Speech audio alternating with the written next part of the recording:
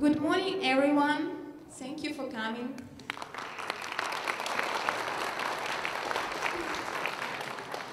Welcome to the second day of the DevGAMM conference. Today we're expecting a lot of great content, and so do not forget that in this hall you'll have a lot of wonderful sessions from Unity team. And I would love to introduce and to welcome to the stage the CEO of Unity Technologist, DevGAMM. Let's welcome him.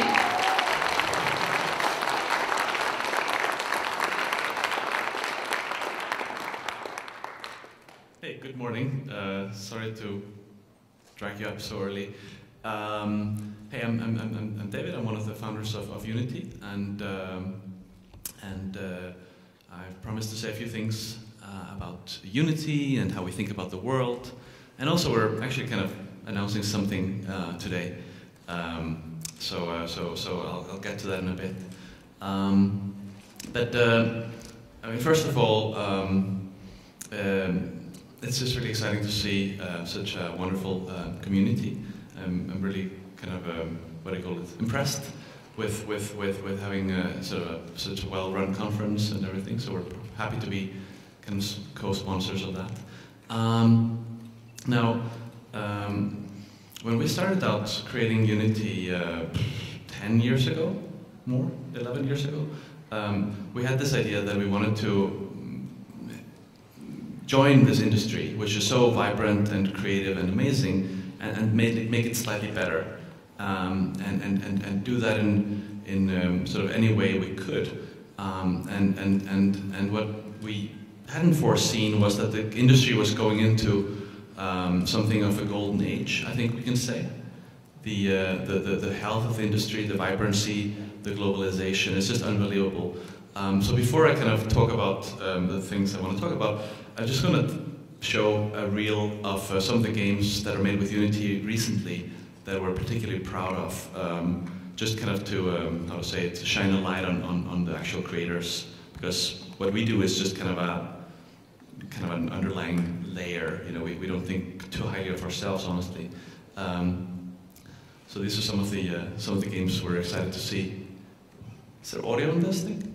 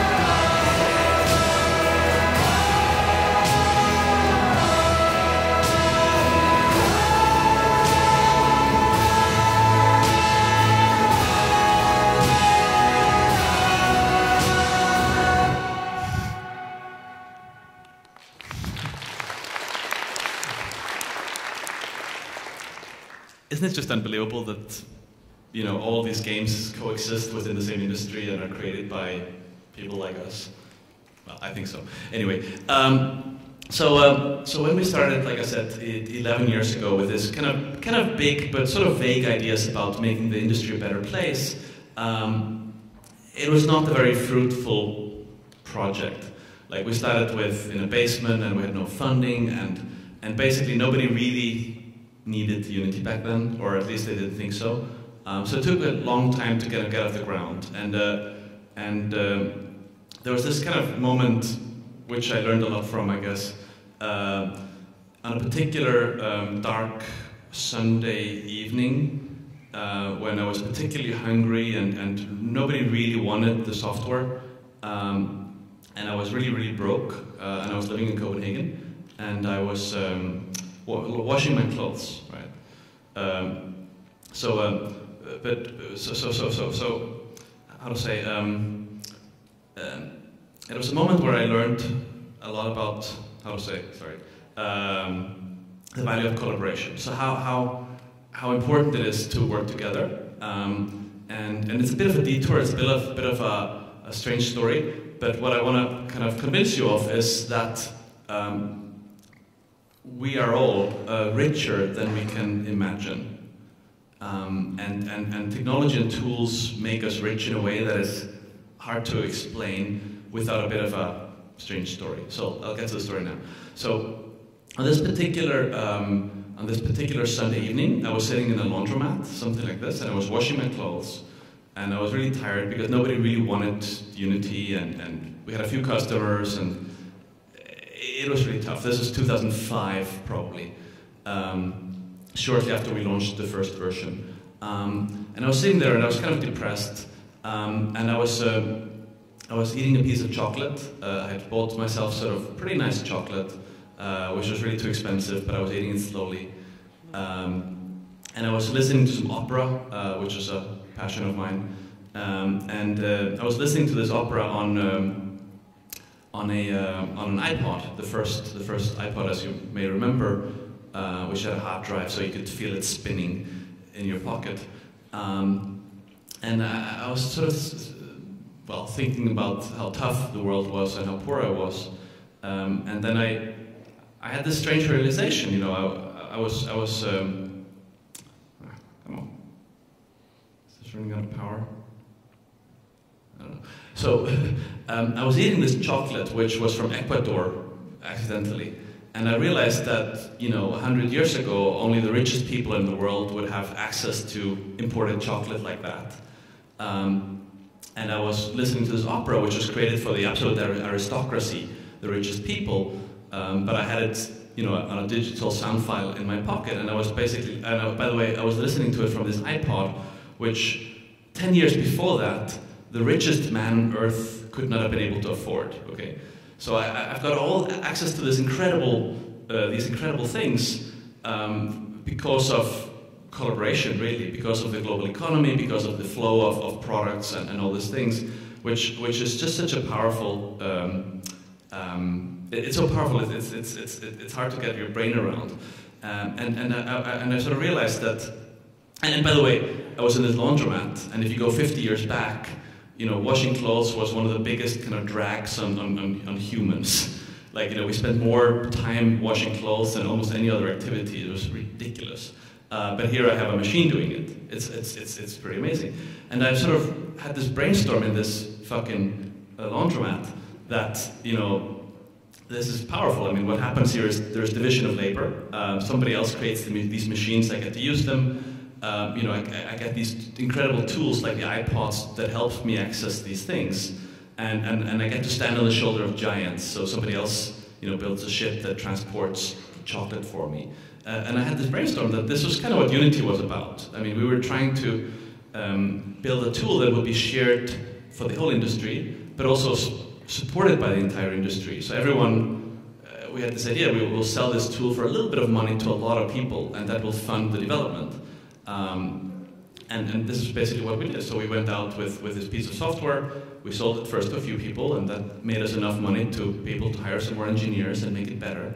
And it turned out that this was true in a really big way, in the sense that Unity has become kind of like a common language for the games industry, and we see this everywhere. Where we talk to, even whether it's big companies or small companies, they like Unity for many things, but one of the things they like is that they can go to talk to other studios, they can hire students, they can hire people from schools, and everyone kind of knows this language. Inside the studios, we find the same. We find producers, designers who can go in and kind of be productive and help on the projects, whereas before they would never really be part of that. And by creating a really global community around this thing, it turns out so much stuff is shared between people globally that it's really powerful. And this became kind of the core driver for our kind of I don't know what we wanted to do. And as we were exploring this over the years, we created the asset store, which you probably know. And it's just this incredible, insane repository of development assets. Like basically everything you need, you can find in there. It's unbelievable. At this point, there's 12,000 packages. There's thousands and thousands of downloads every day from the store, and several hundred people who are making either completely or significantly their income from selling things in the store. It's really mind-blowing. And we knew this was valuable. We knew this was a good idea. But only recently did I start trying to understand, like, what's the actual value of this? What's the collaborative value that is created by having something like this exist? And to sort of analyze it, I looked at this through the lens of one package, one of my favorite packages. It's called the Ultimate FPS Controller. It's just a set of scripts to help design a first-person game. Earlier in my career, I wrote some scripts. I had to write some camera code in a pretty shitty game I made many years ago. And it's actually kind of hard to write camera code. It's not really hard, but it's sort of finicky, and it's gotta feel right, and you have to find there's corner cases. It's a lot of stuff. So something like this, even if you're really smart and know what you're doing, it's probably going to take you 3 days to do well. So it so happened that this guy, he worked at DICE on the Battlefield series, and he wrote the camera code there. Then he went indie, and he started making his own game. He's Swedish, I think, and he wrote this code for himself. And I'm assuming it took him 3 days initially, but then he spent another month polishing it, writing documentation, making it flexible, making it nice, right? So he sells it in the store for, I think it's $20. Sometimes it's on sale. And he sold it over 6,000 times at this point. Okay, so the cool thing for him is that that's actually a living. He actually probably more or less pays all his bills selling this stuff, which allows him to be an indie developer, having spent only approximately 1 month of work, and then he keeps selling it. But that's good for him. If you look at the entire industry, if he sold this 6,000 times, and each time he saved one of you 3 days of work, that turns out to be, if you multiply it out, something like 60 man-years of work. So collectively, he saved us 60 years. Like that's 2 full careers of work, hard work. Which if you sort of multiply that out and assume 260 days of work per year, and you assume some sort of typical industry average global salary. And you look at the fact that there are 6 million of these packages being downloaded per year. Some of these things will take you 2 weeks to do. But if you just assume 1 day of saved work per package, you get to over $1 billion of kind of saved effort for all of us from this thing. So, I mean, that kind of number is at least when I came to that number, it sort of blew my mind. But I think thinking back to the iPod and the chocolate and all these things, it sort of reminds us that when technology really scales, it creates value that is sort of mind-blowing. It's beyond it's almost beyond belief what it can do. So all this was happening. Here's another game that was crowdsourced from the asset store. It's a longer story. The Wasteland 2 game. They connected with the asset store and got a lot of people helping them on their game. So instead of just having a small team, they had probably 100 people working on the game with them. something they couldn't have done on their small budget. Now, all this is happening at a time when we're creating the largest marketplace of all time. Not Unity, but the industry itself. So if you just go back 15 years, if you had a really cool game that you wanted to get out there, you would probably take it to primetime television, you'd buy some incredibly expensive advertising, and you might be able to reach like 100 million people, which is pretty good if a few of them buy your game. Today, with the app markets, you can go to 2 billion people with basically no friction, which is pretty mind-blowing. And this marketplace, the global marketplace of iOS, Android, Steam, a few other digital marketplaces, they're growing so ridiculously fast that in around 5 years, this will be 5 billion people. So that's 50 times growth in around 25 years. I mean, it's just unbelievably ridiculously big. It's competitive, it's not easy, there's nothing free or automatic about this, but it's there and it's kind of ready for us.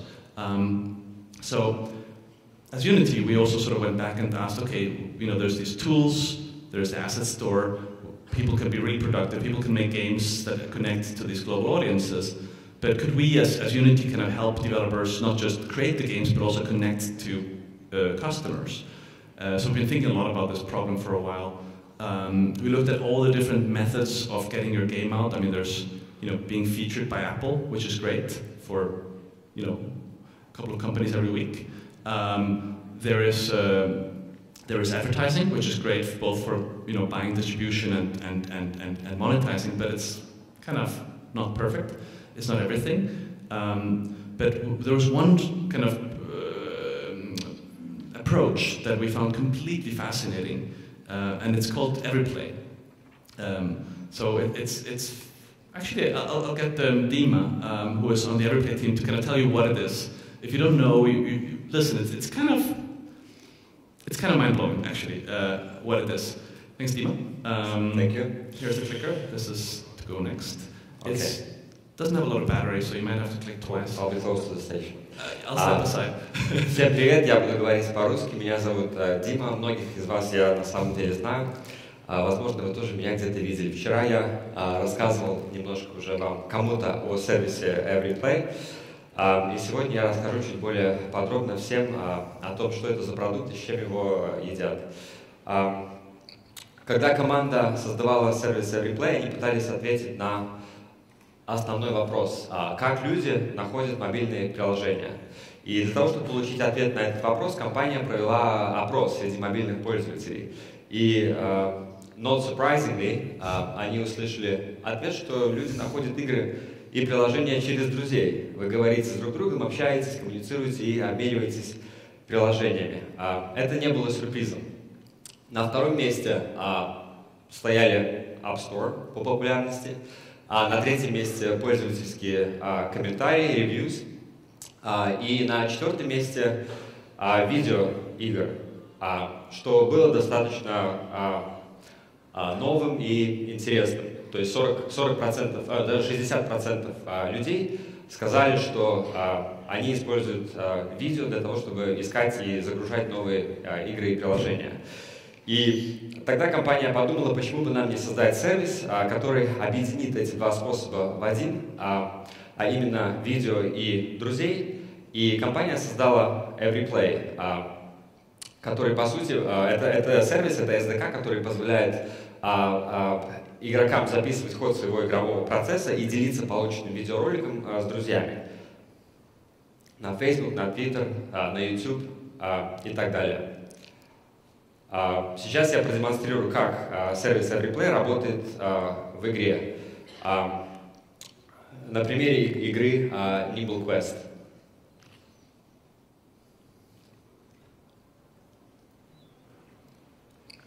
Значит, пользователь играет в игру, это очень простая ходилка, role-play game. Пользователь нажимает play, начинается игровой процесс, и происходит запись видеоролика. То, что вы видите на экране, записывается сейчас в кэш телефона, аппарата, и записывается видеоролик. Пользователь об этом не всегда даже знает. На качество игры это не влияет. Вы по-прежнему видите игровой процесс без всяких перебоев. Уровень прошел, появилась кнопка Share Replay, и пользователь теперь знает, что он может поделиться записанным видеороликом в социальных сетях с друзьями. Открывается площадка Everyplay, где он пишет название игры, какой-то текст. Я прошел там 10 уровней или что-то подобное. Выбирает площадки, на которых он поделится этим роликом с друзьями, в данном случае Facebook. Видео подгружается на платформу, и теперь все люди, с кем он поделился, плюс просто люди, которые используют эту платформу, а их миллионы, могут видеть записанный видеоролик. Сейчас будет происходить проигрывание этого видеоролика. Кстати, вот тот человек в окошке Юси, это CEO Everyplay. Он комментирует сейчас то, что происходит на экране. То есть, как пользователь, он может комментировать игровой процесс, играя в игру. И пользователь, который смотрит этот видеоролик, в конце видеоролика может нажать кнопку «Загрузить приложение», и таким образом вы, как разработчик, получаете нового пользователя, а пользователь получает новую игру, которая ему понравилась. Ему понравился видеоролик.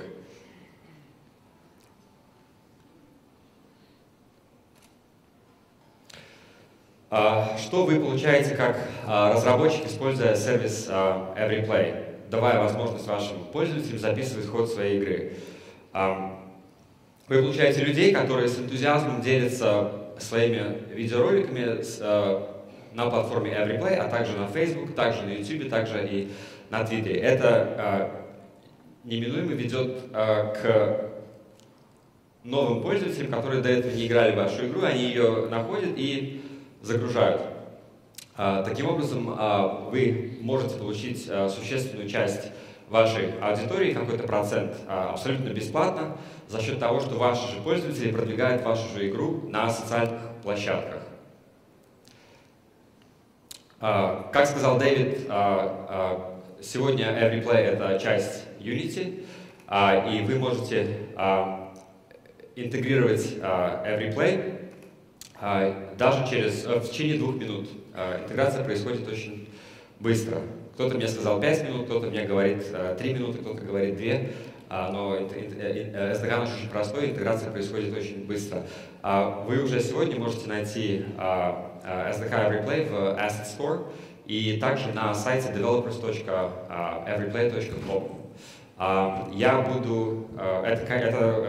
Тем самым я заканчиваю свой небольшой презентацию, но я буду сегодня весь день на стенде Unity, около стенда. У нас есть собственная booth Everyplay, где я с удовольствием отвечу на ваши вопросы.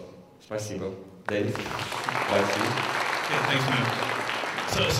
So what is really mind-blowing about Everyplay, besides the fact that it's, so many people will take your money to get your users, but this is just free and gets you users kind of by itself.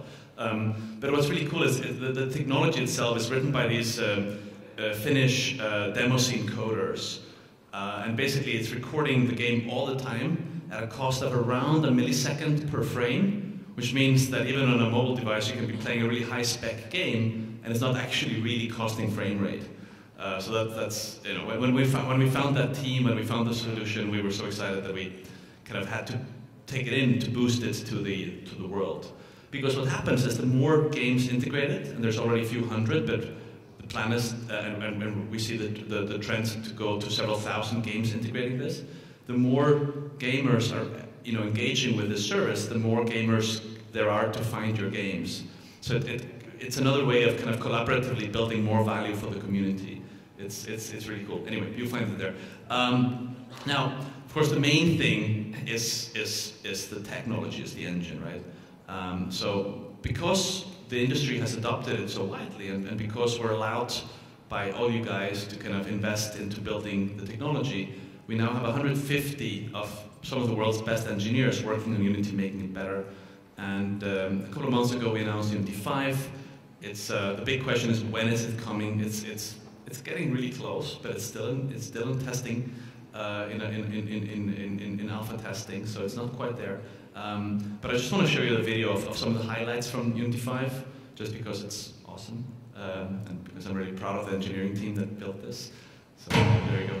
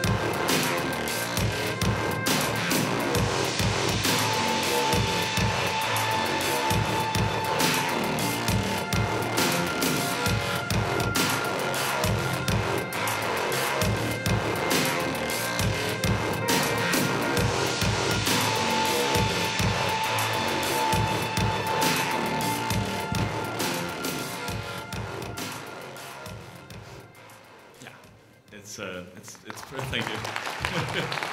It's just really beautiful. So when we work on something like Unity 5, 150 engineers can't all be working on this because they would crowd each other. But also we're continuously working on features that we're not quite sure when we'll be ready.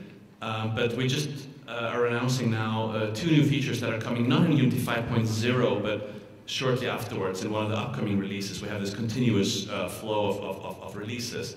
So one is multi-scene editing. So if you've ever worked with Unity, you'll appreciate how nice this will be, that you can basically have a bigger world and you can stack the scenes and be working on several things together.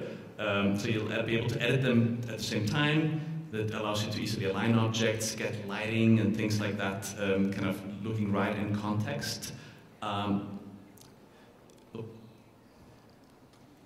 There'll be a scene manager API, so you can basically be doing this at runtime as well, which makes it so easy to kind of have continuous worlds where you move around and things load and unload as you move.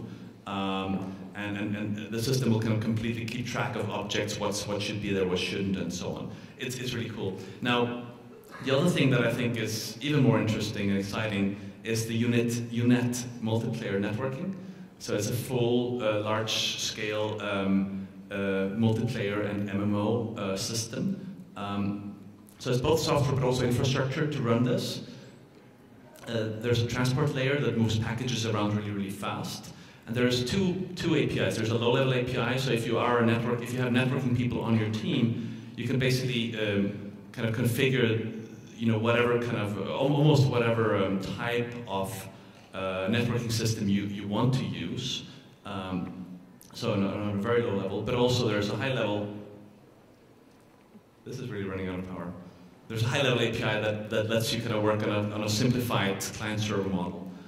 Without having to understand all of the networking technology. There's a matchmaking service to connect the players. There's a relay server to punch through firewalls and things like that. And the big goal is to make multiplayer really, really easy to do. We tried a couple of times before, but the difference now is that we actually hired people that have built real MMOs and understand all the sort of detailed challenges of that. So that's the first step of this. We're actually currently putting on our blog almost every few days or every week. We're putting some new feature announcements up because we're finally getting to a point where we're like, okay, we know what's coming, we feel safe about it, and so we're excited to be talking about it. Let's see here. But the big announcement today is actually that after having been part of the global game industry or many different game industries for many, many years, we're finally ready to come to Russia. So last month we opened an office in Moscow, and I just really quickly want to introduce the team, the Russian team. Will you come up and say hi?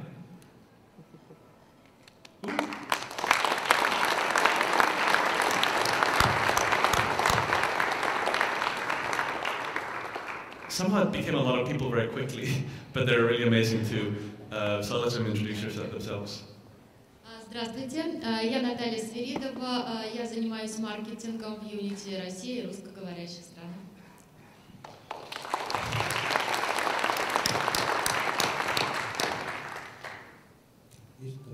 Всем привет, меня зовут Антон, я занимаюсь физикой в Unity, у меня сегодня будет доклад.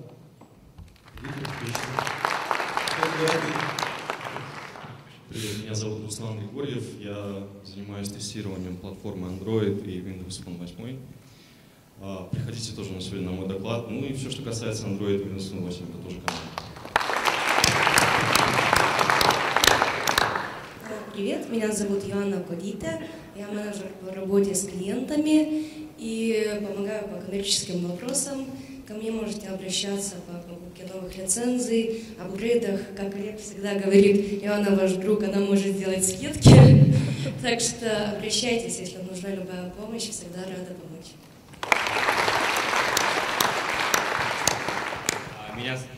Меня зовут Дима, я занимаюсь развитием бизнеса EveryPlay, и я общаюсь с разработчиками, продвигаю наш продукт. Так что вы меня можете найти на многих конференциях, приходите, поговорим, я вам расскажу много интересного.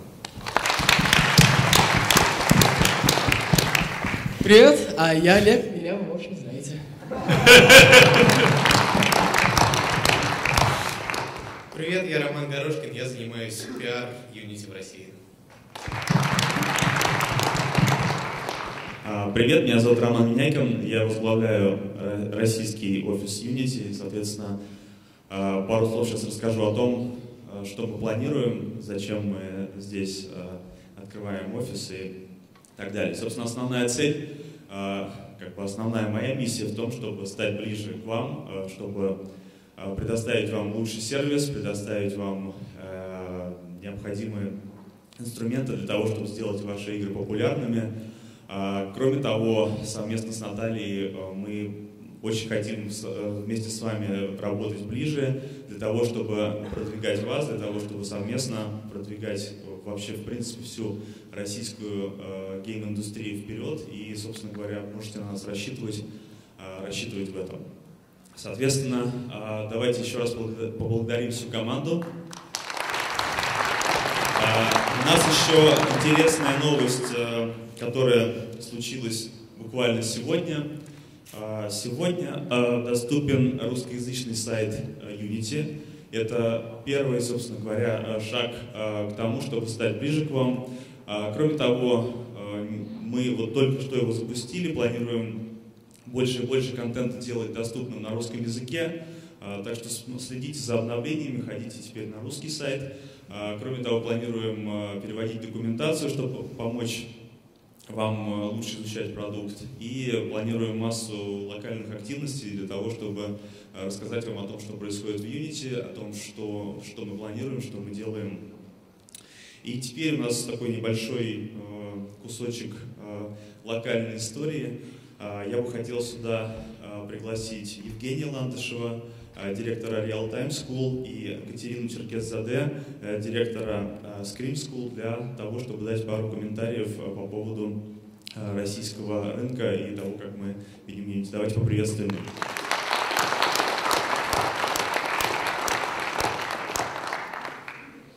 Евгений.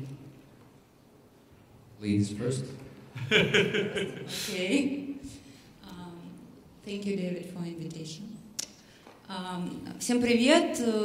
Я хочу сказать пару слов о том, как мы сотрудничаем с Unity, и поблагодарить, во-первых, Unity за то, что позвали сегодня школы, потому что, наверное, мы самые первые люди, которые сталкиваются с теми людьми, которые хотят начать разрабатывать игры или уже этим занимаются.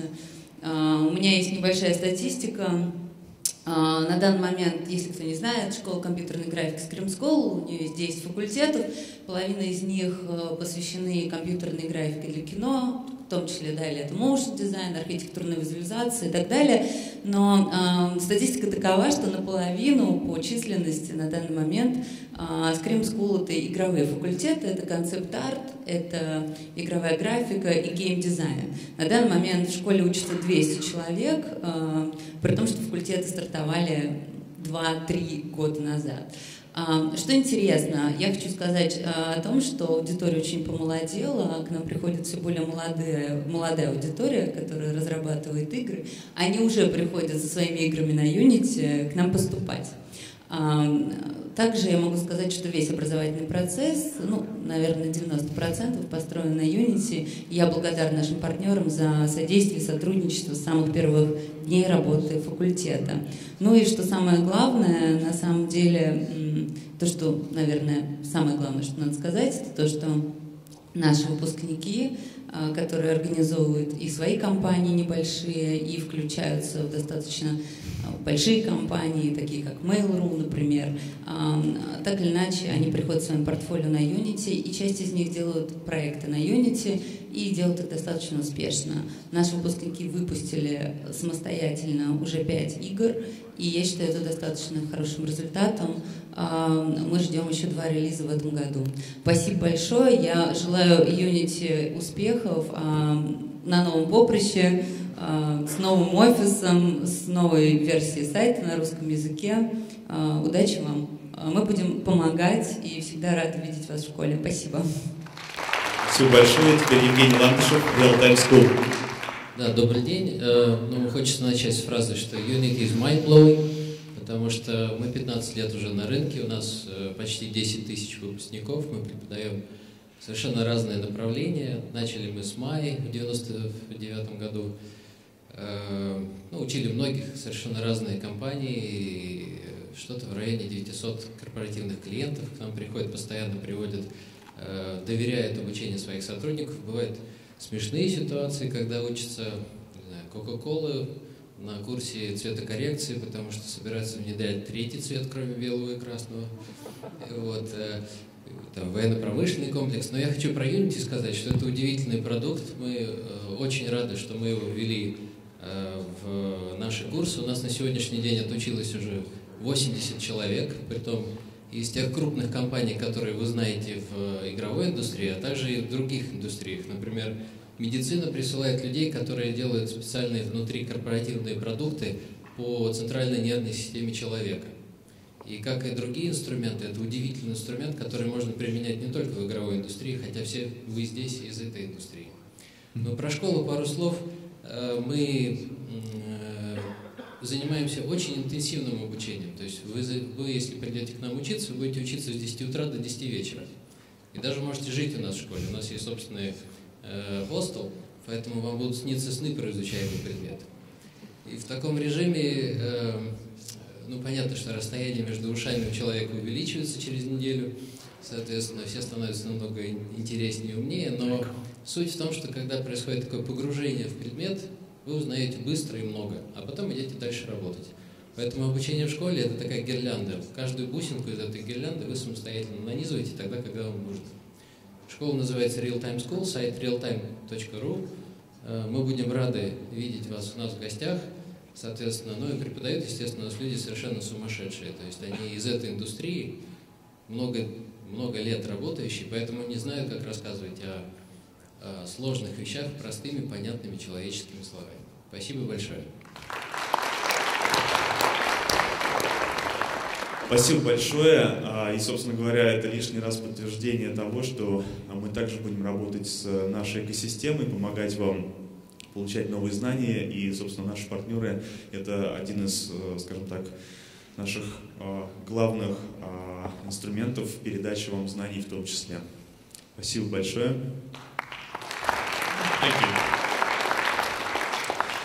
И вот здесь коллеги сказали о том, что аудитория становится все все более молодой. Хочу представить вам такую аудиторию Вадима Логвинова. Вадим.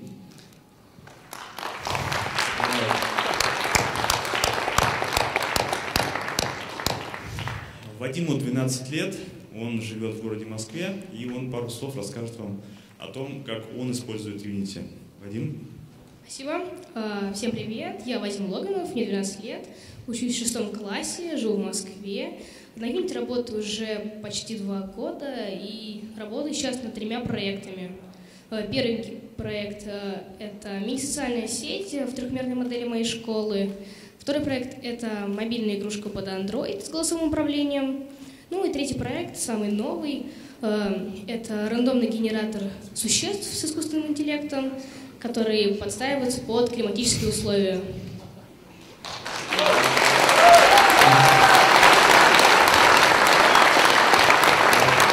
Спасибо большое, это очень, на мой взгляд, уникально. И Дэвид,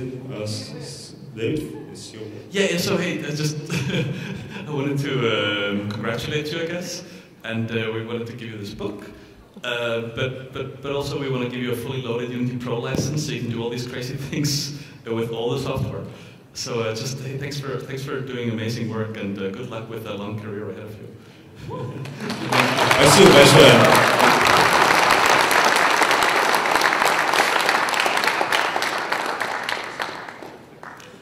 Итак, такое эмоциональное начало.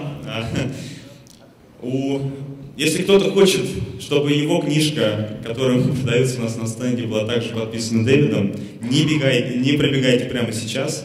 В 19 часов у нас будет пати, на которой у вас будет возможность, во-первых, пообщаться со всей командой, со всеми теми, кто делал презентации, пообщаться с Дэвидом, и Дэвид, скажем так, дал свое слово подписать желающим книжки по Unity, если и такие будут. Итак, а теперь мы, собственно говоря, переходим от такой эмоциональной, яркой, вступительной части, мы переходим к основной технической части. И я бы хотел позвать на сцену Энди Тач. Энди является ведущим евангелистом по приложениям Unity. И, собственно говоря, мы сейчас продолжаем нашу программу. Спасибо. Thank you, David. Yeah, thanks for coming. It's fantastic to be part of the industry.